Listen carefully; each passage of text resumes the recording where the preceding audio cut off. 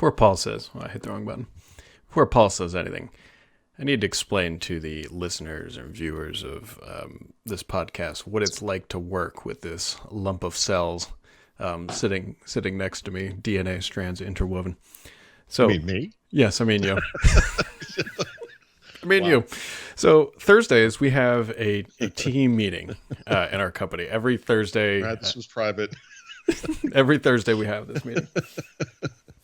And every once in a while it gets canceled and, there's champagne bottles popping and all that stuff. Well, this Thursday, actually it started on Wednesday, my wife came down with something, and it's not COVID, but she's been off her feet for 48 hours and she was vomiting, and it was pretty gnarly for a while. She's doing... Doesn't sound good. Yeah, slightly better. Like she ate some puffed... Probably not COVID, right? We should mention that. Yeah, it's definitely not COVID. She ate some puffed rice today and didn't vomit, so that was like a major milestone in our house.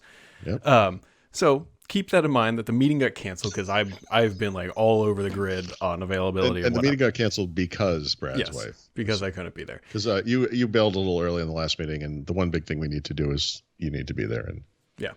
And so I texted Paul, I'm like, you owe my wife flowers because of her. This meeting was canceled. And so I'm sitting in my house. It's like 7:41. I did not, not last night, but the night before, I did not sleep at all. Like none. Like I was up every hour and a half checking on my wife, and it was no sleep. So last night at like 7:30, I am just sitting there sending out the last email, and there's a banging on the door. And I go to the door, and what do I find, ladies and gentlemen? There are these. You brought the flowers. Wow. Actual flowers. And I'm not even kidding. So when I saw them, I was like, oh, I wonder if this is from like my wife's work or her work. I mean, like sending flowers. And I open it up and the note says, thanks for canceling the meeting. I hope you're feeling better, Paul. And I just started dying of laughter. Like, it just goes to show you what I would pay every week not to have the meeting. Like, there was nothing in my brain that was prepared to read that and see from Paul. And like, I debated over the message. I wanted to be clear that I really do care most that your wife is better, of course. But I also did not want to give up this opportunity to. Like, just when you think you have someone figured out, just when you think you know what they're gonna like, it was a nice welcome. What do they call it? Comedic relief. To what's been going on in this house. Good. I'm glad it was taken that way. Oh yeah, like I'm not going to see these flowers and be offended. I mean, like, but something you could be offended by, Paul. So Paul and I have both dabbled in the world of Windows 10X. We have poked, we have clicked, we have prodded, we have tried to uncover things. So I'll let you go first. What is your take on this? It's funny because we've used it before. I mean, there were developer images way back when it was supposedly for dual screens and all that. And I really wasn't too impressed by the look of it, I have to say, at that point. But now it's Grand Mal Chromebook is what it is. It's crazy how much like a Chromebook it is. Mm-hmm. The more I use it, the more alarming it is to me how so many things are missing, right? Right. There was this understanding that like Win32 app stuff wasn't happening, but Windows RT, Windows 10S had the inbox Win32 apps. This one pretty much doesn't, that I can tell so far. Notepad's not there, Paint, WordPad, etc. Full screen, I think, is a weird Windows 8 mistake. You can snap side by side, but you can't adjust the size. It's 50-50. That's it. That's weird.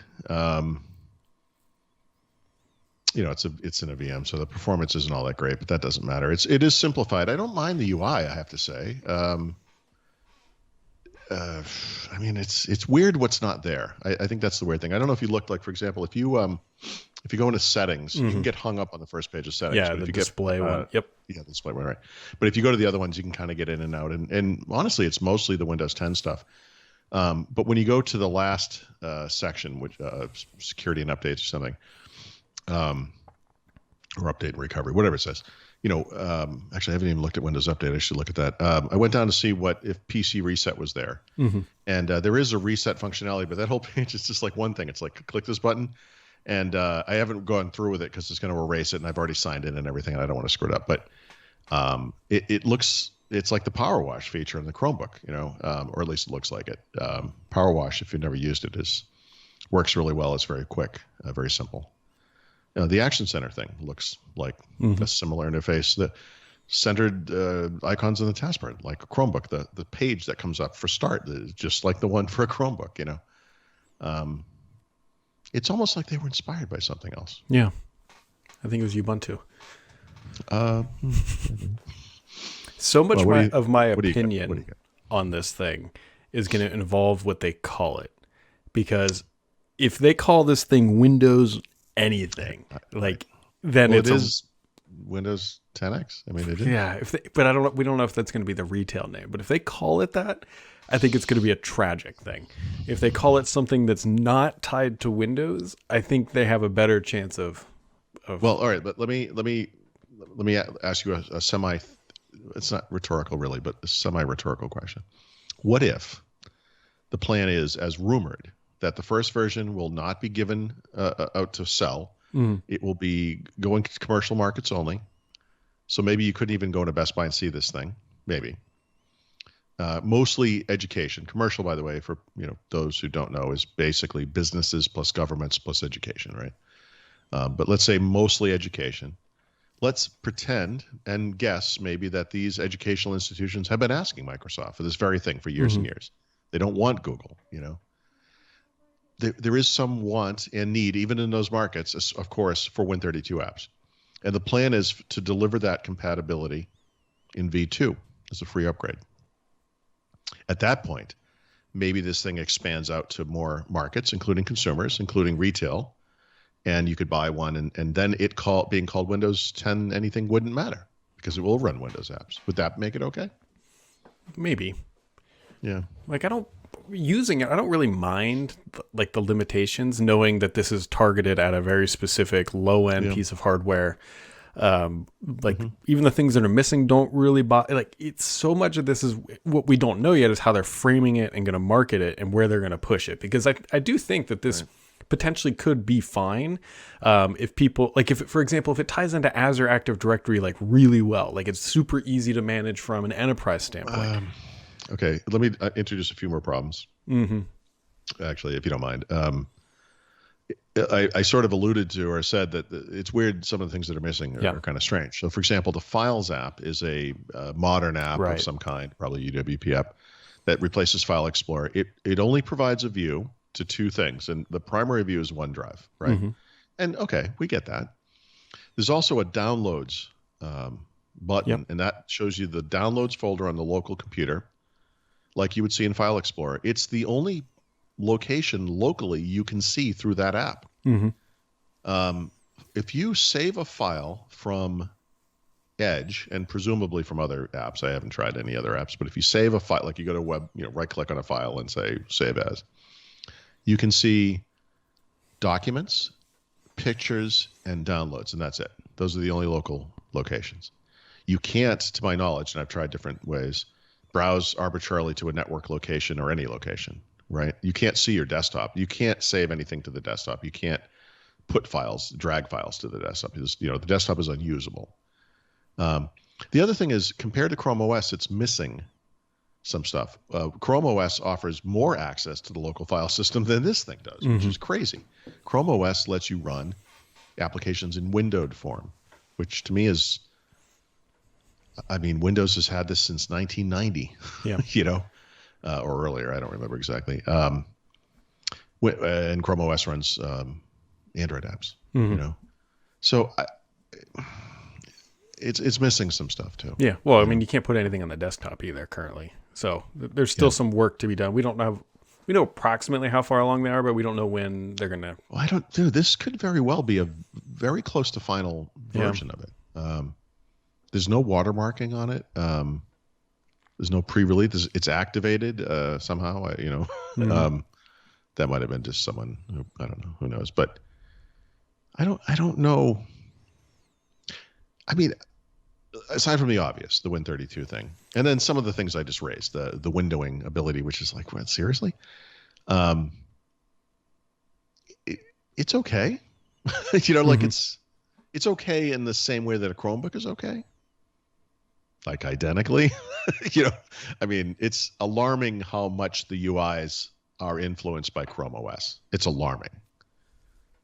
Especially now, this Microsoft's talking about a big refresh with the Windows 10 UI. Yeah. And as we get into that, they're releasing something that looks exactly like Chrome OS. They have to come out and say, this is what our customers asked us for. They have to. That cannot be the only excuse for this. Yeah, I don't know. I want to see the market. I know I keep going back to that as like a punt, but I think so much of my, I mean, you make a really good point. You're used to punting. But so much of my opinion needs to know, like, truly, where are they going to position this? How are they going to do it? And what is their optimal scenario for somebody to deploy this? Because that changes so many. Like, if they come out and say, hey, look, you can put a GT or an RTX 3080 in this machine, like, that makes no sense for what they've offered. Oh, that's the other thing. So if the only computers running this thing are those $200 to $300 hunk of crap education PCs that nobody wants, this is interestingly uninteresting until next year at the earliest, right? If it's a range of computers, or I mean, I'd like to see this on hardware for one thing. And I got to say, for whatever it's worth, seriously, and this includes the notion that when 32 apps will happen in some capacity, right? Mm-hmm. This probably would meet a lot of people's needs in the same way that Chromebooks do, right?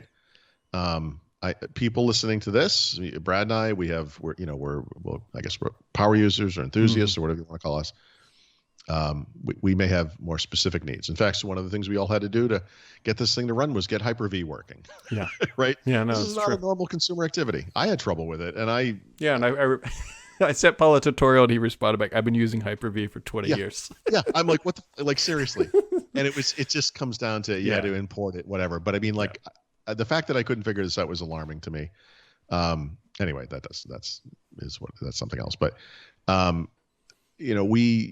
we all have our own way of doing things and everything. And there are people who are going to complain about stupid little things like the icons are in the middle instead of on the left or, whatever. We all have our own little preferences and all that kind of stuff. But, the basics, I mean, honestly, full-featured version of Edge, right? Yep. You can install PWAs and you can load all the extensions. It does all the sync and all that. It's the desktop version, basically. Actually, there's the one desktop app that works fine.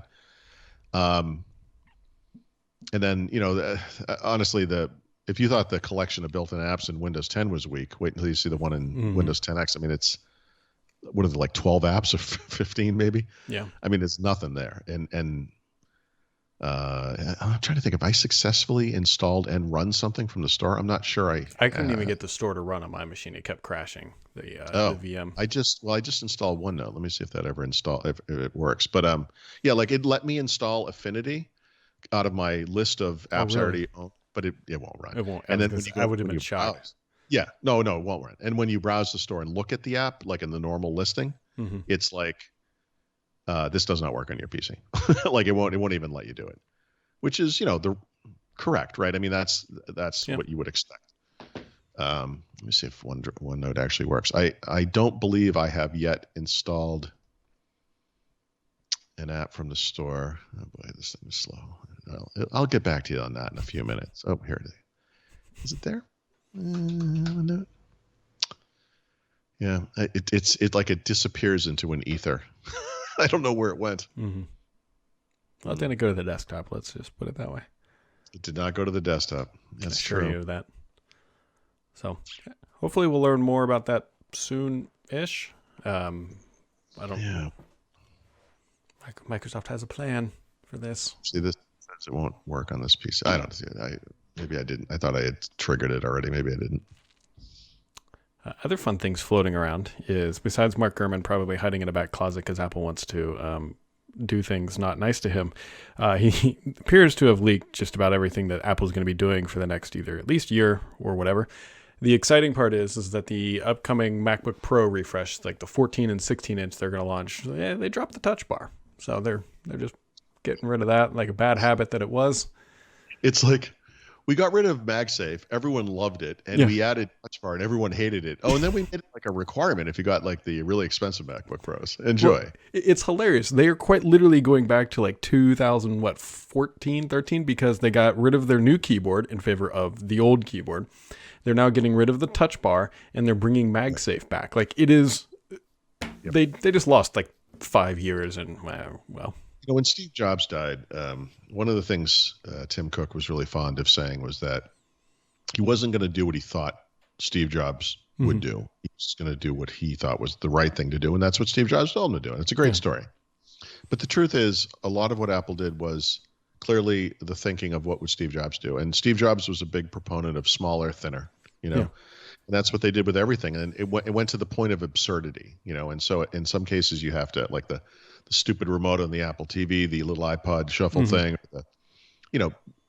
phones that are so small they don't have battery capacity, or this kind of nonsense where it's like we're going all USB-C ports, and even though all of our professional users demand, SD card or a compact flat, whatever, so I feel like they're stepping back from that, and maybe that's a Johnny Ive problem. I don't know, but Tim Cook obviously had to say okay to everything, so.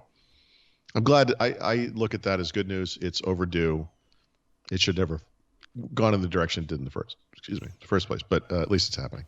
Yeah. Other things that'll be happening is we're going to see an iMac redesign. It's supposed to look more like their Pro line display, a smaller version of the Mac Pro that's based on the Apple Silicon, and there's a couple other small things tossed in there. But that looks. On a related note, did you see? This is from it's from an Oregon newspaper. A story about the new Intel CEO, Pat Gelsinger. They had like an inside story of what he said to Intel in his first appearance, probably virtually, I would imagine. Said, we have to deliver better products to the PC ecosystem than any possible thing that a lifestyle company from Cupertino makes. Wow. He says we have to be that good in the future. You know what? I commend him for calling Apple that, because he can't go in there and like downplay that Apple's a better company. He's got to he's the CEO. If the CEO isn't confident that your company can't do something, then you're screwed. So for him to call Apple out like that is hilarious. Now he's actually got to make them build some better chips. So Right. I think that's smart. I mean, he got a lot of criticism for this, but back in the day, Jim Alchin came into a meeting with top execs and threw down a MacBook or PowerBook probably at the time and said, why don't we have one of these? And he's like, if I wasn't working here, I would use one of these. And then people are like, oh, Microsoft exec says he'd like to use an Apple laptop. And it's like, okay, that actually makes him more credible, especially back then, by the way, I thought this was smart on his part and a good sign, frankly, for Apple, for Intel. Sorry, not a good sign for Apple. Bad sign for Apple. And then also speaking of Microsoft leadership, you see that Julie is leaving. What do we get, one every day now? Is that what this is? That's everybody I sort of know at Microsoft is going to leave now. That's fantastic. They're going to SAP. That's where they're all going. I mean, that's where Brad went. A derivative. Yep. It used to be Amazon. Now it's SAP. What the hell's going on? What's going on? So, I think that's weird. Yeah, I mean, that's two pretty big departures back to back. I wonder if anybody else is. Because these things always happen in threes, Brad. I don't know. I was thinking sometimes leadership shakeup is fine. But then you also look at Microsoft financials and the trajectory that they're on. It's not like they're hurting and not like they've made bad decisions in the two segments of but these maybe that's two. the problem. Maybe they've been coasting for a while. Although, Julia White in that particular case, she came up out of Office 365, and I thought she was particularly well suited to that and to public appearances. I thought she's always kind good of cool on and stage. hip and smart, and it is. I mean, she is all those things, but she went to Azure basically, right? So, I mean, to me, you just get lost in the mix over there. And unfortunately, it's just not as high profile. Yeah. Well, it's just like the person that replaced Brad Anderson is not. Nobody knows. I know exactly who is. It's like it's like we've hired a tree stump to replace this guy. Well, no, like as Mary Jo pointed this out, like Brad Anderson has been incredibly vocal on Twitter. He's just out there in the world. He makes videos. He's all over LinkedIn. Like he's out there. Yeah. This guy who's replacing him, whose name I don't know, and don't tell me, I honestly don't care. He doesn't even have a Twitter account. Yeah. It's like, I guess we're going in a different direction. Yeah, I mean, I know. yeah, I mean, I know it's that part of the. I get it. I mean, no, I'm just saying it's. but still though, like you're like to be in that type of position, to be in a senior leadership position at a company like Microsoft, Amazon, Facebook, like you've got to be out there because that's part of the package, right? It's hard to be not only an internal leader but an industry leader if you're not out there making noise. So Yep. Yep. anyways, Microsoft, if you need a new leader, I am happily to do it for whatever 50% of what those other people were making. I'm sure it would still be. Well, I would do it. I mean, the two of us together could do it for 1%, and it would probably still be better than when I. you Yeah, know, the pay packages for those people once you get to that level have got to be astronomical. Yeah, like it, but I once guess you get not it, astronomical enough because they left. well, at some point though, like it just doesn't matter. Like the guy, the new Intel CEO, he had something like $74 million worth of shares of VMware. Like, what's another 5 million when you already got 74? So this off the top of my head, but if I'm not mistaken, they offered him, it amounted to $157 million, I think. And they had approached him several times in the past, and he'd always said no. And I could have that number wrong. Forgive me if the number's wrong, but it's something like that. And the article I read had said something like, I guess that's what it took him to leave. Like he kept adding it up, and it was like, okay, now I'll do it. Yeah, I mean, it's just crazy. It's crazy. Yeah. Just like it's crazy that I'm about to say goodbye. Bye-bye. They smell nice, though.